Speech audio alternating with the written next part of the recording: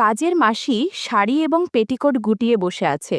পাশে ছোট্ট একটা নারকেল তেলের শিশি, হাতে তেল নিয়ে কি যেন করছে। ও চমকে উঠে বলল, এমা, এখানে কেউ মুখ দেয় নাকি? ওটা তো নোংরা জায়গা। সেদিন আমার সাথে যা হলো তা কোনোদিন ভুলবো না। আমার নাম পুলক, একটা কোম্পানিতে ম্যানেজারের দায়িত্বে আছি।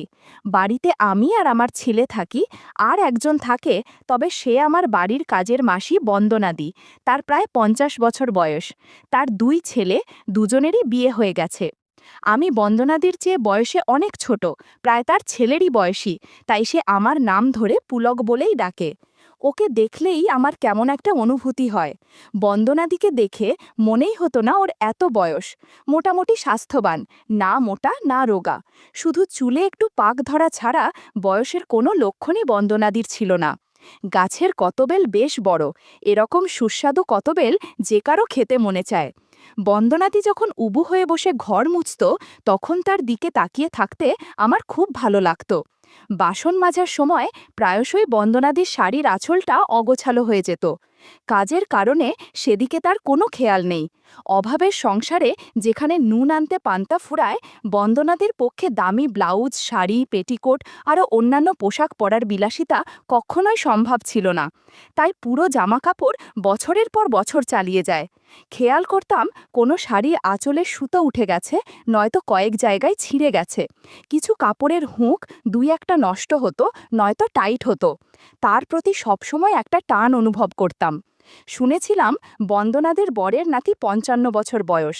বয়সের ভারের কারণে তার দ্বারা কিছুই হয় না, যে কারণে বন্দনাদের চোখে মুখে মাঝে মধ্যে বিরক্তির ছাপ বোঝা যায়। একদিন লক্ষ্য করলাম বন্দনাদি দরজা ভেজিয়ে ঘর মুছছে। মনে একটু কৌতূহল হলো, তাই আমি দরজার আড়াল থেকে ভিতরের দৃশ্য দেখতে লাগলাম। আমার মাথা ঘুরে গেল। দেখি বন্দনাদি শাড়ি এবং পেটিকোট গুটিয়ে বসে আছে।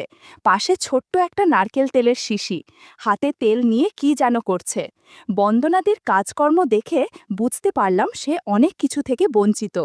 কয়েকদিনের মধ্যে আমি আবার লক্ষ্য করলাম বন্দনাদি ফ্রিজ থেকে কিছু বের করার সময় একটা শশা মাটিতে পড়ে গেছে, যেটা কেউ লক্ষ্য করেনি।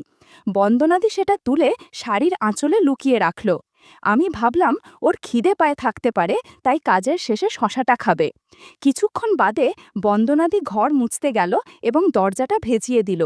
আমি আবার দরজার ফাঁকা দিয়ে ভিতরে উকি মারলাম। ভিতরের দৃশ্য দেখে আমি সত্যি সত্যি চমকে উঠলাম। আমি দেখলাম আজও বন্দনাদি আগের মতো বসে আছে, হাতে সেই শশা ধরে রেখেছে। অদ্ভুত কাজকর্ম দেখে আমার অবস্থা খারাপ হয়ে গেল। মিনিট ১০ বাদেই হঠাৎ বন্দনাদি ফ্লোর খামচে ধরে স্থির হয়ে রইল। আমি কোনোভাবে ওইখান থেকে পালিয়ে বাথরুমে চলে গেলাম। কিছুক্ষণ বাদে আমিও ফ্রেশ হয়ে বের হলাম। এই ঘটনার পর থেকে আমার মনের মধ্যে বন্দনাদিকে নিয়ে নানান চিন্তা ঘুরপাক খেতে থাকে। কিছু বুঝে উঠতে পারছিলাম না কিভাবে কি করব। কিন্তু ওর সাথে আমার বয়সের ব্যবধান এতটাই ছিল যে আমি ওকে এই প্রস্তাব দেবার সাহস পাচ্ছিলাম না। একদিন সাহস করে বন্দনাদিকে বললাম, বন্দনাদি, সিনেমা দেখতে যাবে? শুধু তুমি আর আমি সিনেমা দেখব। বন্দনাদি বলল, হ্যাঁ যাব। তুমি নিয়ে যাবে? কাজের চাপে কতদিন সিনেমা দেখিনি, কবে যাবে বলো? আমি বললাম, আগামীকাল আমার বাড়ির লোক থাকবে না, তাই কালই যাব। আমি বাড়ি থেকে বেশ কিছু দূরে একটা সিনেমা হলে চলতে থাকা একটা হিন্দি সিনেমার টিকিট কেটে রাখলাম। পরের দিন বন্দনাদি একটু সেজেগুজেই এলো। আমি সেদিন ওকে আমার বাড়ির কাজ করতে বারণ করলাম এবং ওকে নিয়ে তখনই বেরিয়ে পড়লাম। সিনেমা হলে ফাঁকা জায়গা দেখে দুজনে পাশাপাশি বসলাম। সিনেমা শুরু হলো। তখন হল অন্ধকার হয়ে গেল। একটু ক্ষুধা অনুভব করার দুটো ডাব ধরলাম খাওয়ার জন্য, কিন্তু খুব একটা প্রতিবাদ করল না। আমার সাহস বেড়ে গেল। বন্দনাদি বলল, পুলক, কি করছো বলো তো? কেউ দেখলে কি ভাববে? আমি বললাম, কেউ দেখতে পাবে না গো, তাছাড়া তোমারও তো ভালো লাগছে। বন্দনাদি কৃত্রিম রাগ দেখিয়ে বলল, ভালো লাগলেই সে কাজটা করতে হবে নাকি? জানো, আমি বয়সে তোমার চেয়ে কত বড়, তুমি আমার ছেলের মতো, তাছাড়া এটা ঠিক না। আমি বললাম, বন্দনাদি, এসব কোনো ব্যাপারই না, সব কিছু বয়স দেখে হয় না। আমি জানি তোমার অনেক ইচ্ছা আকাঙ্ক্ষা শখ আছে, আর আমারও ইচ্ছে আছে। বন্দনাদি আর কিছুই বলল না। আমি আমার ব্যাগে একটা শশা নিয়ে গিয়েছিলাম। আমি ব্যাগ থেকে শশাটা বের করলাম। বন্দনাদি বলল, এটা কি আমায় খাওয়ানোর জন্য নিয়ে এসেছো? আমি মুচকি হেসে বললাম, না গো, ঠিক খাওয়ানোর জন্য নয়, আমি এটা এনেছি অন্য কারণের জন্য। একটু পরেই বুঝতে পারবে। বন্দনাদি বলল, তার মানে তুমি কি বলতে চাইছো? আমি বললাম, একদিন তুমি আমাদের বাড়িতে ঘর মুছতে গিয়ে শশা দিয়ে যে কাজ করেছিলে, সেটা আমি লুকিয়ে লুকিয়ে দেখেছিলাম। বন্দনাদি আমার কথা শুনে একটু লজ্জা পেল। কিছুক্ষণ পর মৌনতা ভেঙে বলল, হ্যাঁ, ঠিকই দেখেছ। কি করব, আমার বরের ৫৫ বছর বয়স হয়ে গেছে, এখন আর আগের মতো কোনো কিছুই পারে না। আমার কষ্ট কেউ বোঝে না। আমি বললাম, বন্দনাদি, একটা কথা বলবো, রাগ করবে না তো? তুমি আমাকে একটা সুযোগ দাও। আমার কাছে জাদুর লাঠি আছে, তুমি জাদুর লাঠিটা ব্যবহার করে দেখো, দেখবে তোমার মন ভরে যাবে, তোমার খুব মজা লাগবে। বন্দনাদি বলল, না না, তোমার বউ জানতে পারলে আমায় খুন করে দেবে। আমি জবাব দিলাম, আমি ওকে কিছুই জানতে বা বুঝতে দিব না, যা হবে সব কিছুই চুপি চুপি। বন্দনাদি আর কিছুই বলল না। আমি এবার আশীর্বাদ করলাম।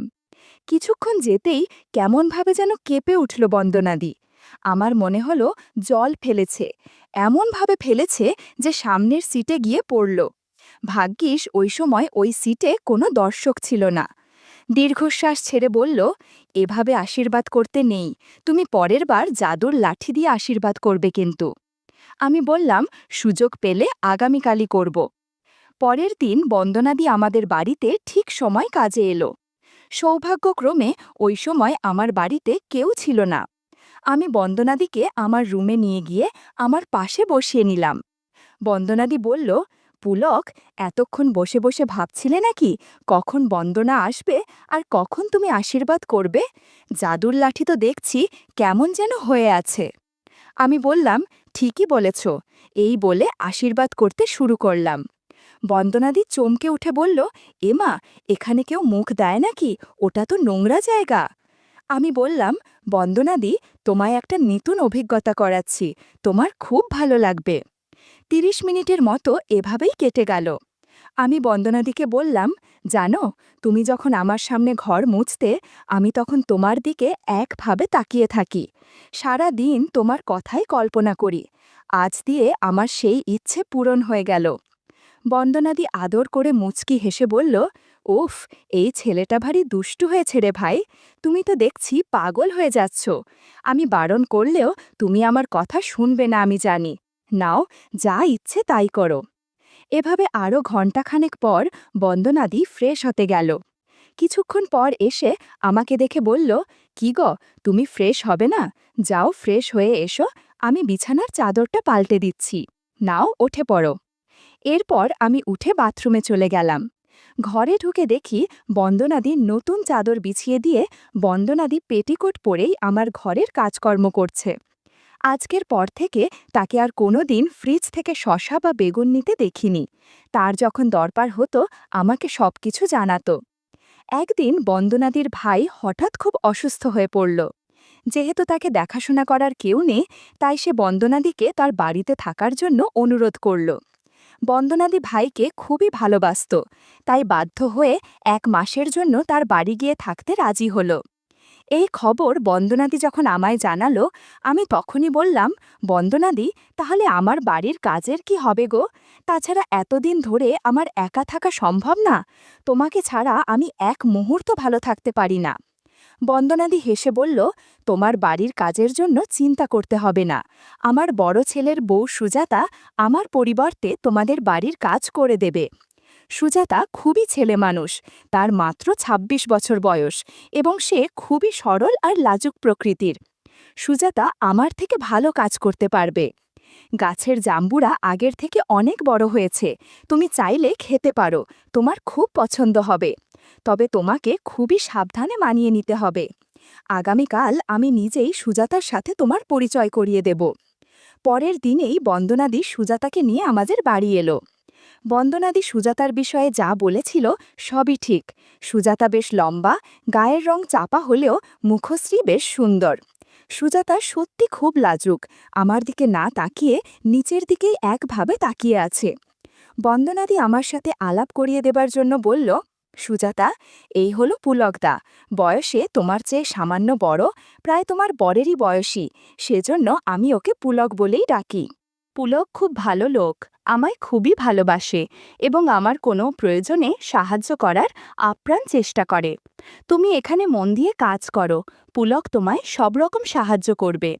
বন্দনাদির কথায় আমার মনে হলো সে যেন অপ্রত্যক্ষভাবে সুজাতাকে আমার কাছে আসার জন্য ইশারা করল। জানি না এই যুবতী বউটাকে কিভাবে রাজি করাবো। বন্দনাদি সুজাতাকে বাড়ির সব কাজ বুঝিয়ে দিতে লাগল।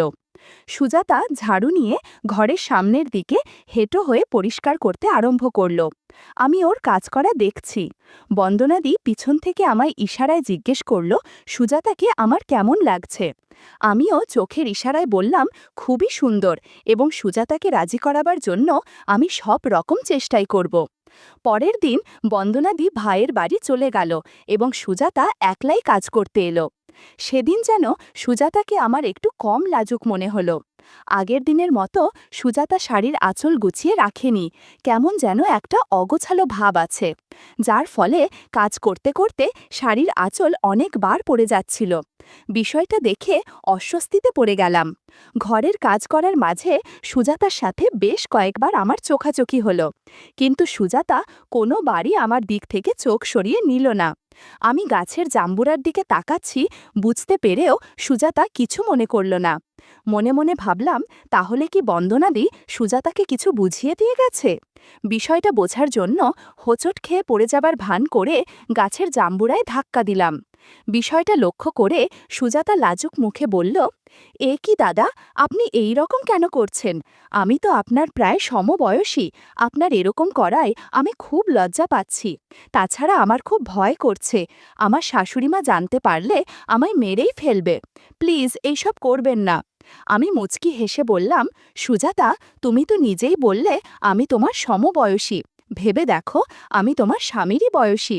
স্বামীকে যখন লজ্জা পাও না, তখন আমাকেই বা লজ্জা পাচ্ছ কেন? তাছাড়া বন্দনাদিকে ভয় পাবার তোমার কোনো কারণ নেই। আমি আর বন্দনাদির মধ্যে ভালো বন্ধুত্ব হয়েছে। সুজাতা চমকে উঠল, কি বলছেন আপনি? আপনি তো শাশুড়িমার ছেলের বয়সী। এই বয়সে শাশুড়িমা আপনার সাথে? না না, এটা হতেই পারে না। আমি বললাম, সুজাতা, তুমি বিশ্বাস করো, আমি বন্দনাদির খুব কাছের একজন মানুষ। তার সাথে সিনেমা হলে গিয়েছি, অনেক আনন্দ করেছি, এমনকি তার সম্মতিতেই সবকিছু হয়েছে। সুজাতা চেঁচিয়ে উঠল, একদম বাজে কথা। শাশুড়িমা আপনার সাথে? কখনোই সম্ভব নয়। তাছাড়া আমার শ্বশুরমশাই এখনও যথেষ্ট ক্ষমতাবান, তাকে ছেড়ে আপনার সাথে কিভাবে রইল? না, আমি কিছুতেই মানতে পারছি না। সুজাতা কোনোভাবেই মানতে চাচ্ছিল না। তাই আমি কিছু প্রমাণ দিলাম, যেমন কোথায় জন্মদাগ আছে, কোথায় তিল আছে, ছোট ছোট চুল কোঁকড়ানো ইত্যাদি। বন্ধুরা, ইউটিউবের কড়া নিয়মের কারণে আরও কিছু বিষয় সরাসরি বলা যাচ্ছে না। তোমরা কমেন্টে দেয়া লিঙ্ক থেকে আমার ওয়েবসাইট ভিজিট করো, সেখানে একদম খোলামেলা গল্প দেয়া আছে, যেগুলো ইউটিউবে পাওয়া যায় না।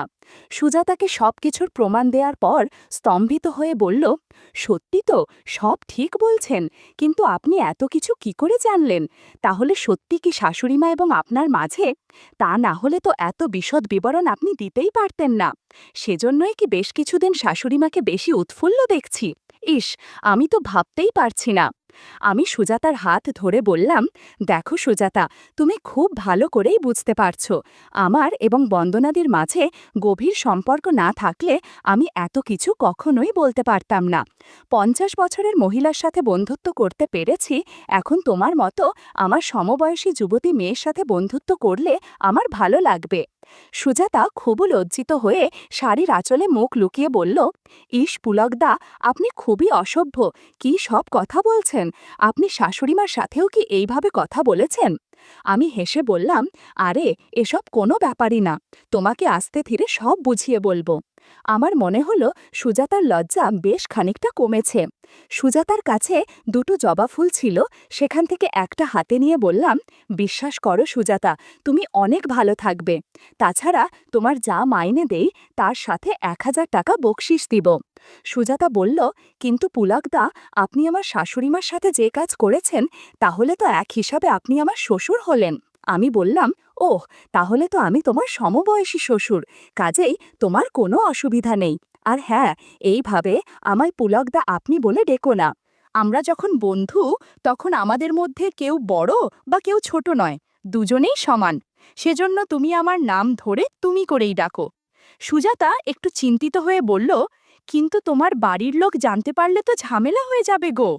আমি বললাম, কোনো ঝামেলা হবে না। তুমি যখন কাজে আসছো, তখন আমার বউ আমার ছেলেকে স্কুলে দিতে যায়। সেখান থেকে ফিরতে ফিরতে 1 ঘন্টার বেশি সময় লেগে যায়। তাই ওই সময় আমরা গেম খেললে কেউই টের পাবে না। বন্দনাদিকেও আমি এই সময় গেম খেলার জন্য ডাকতাম। আমার কথায় সুজাতা রাজি হয়ে গেল। তাছাড়া 1,000 টাকা বকশিসের কথা শুনে কেউ না করতে পারবে না। আমি বললাম, আগে গাছের জাম্বুরা খেয়ে নেই। লক্ষ্য করলাম ও একটু লজ্জা পাচ্ছে।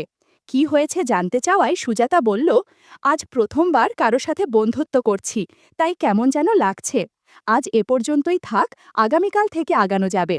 আমি বললাম, না বাবু, আমরা যখন এগিয়েই পড়েছি, তখন আজ বা আগামীকালে কি তফাৎ? আমরা যত তাড়াতাড়ি গেম খেলতে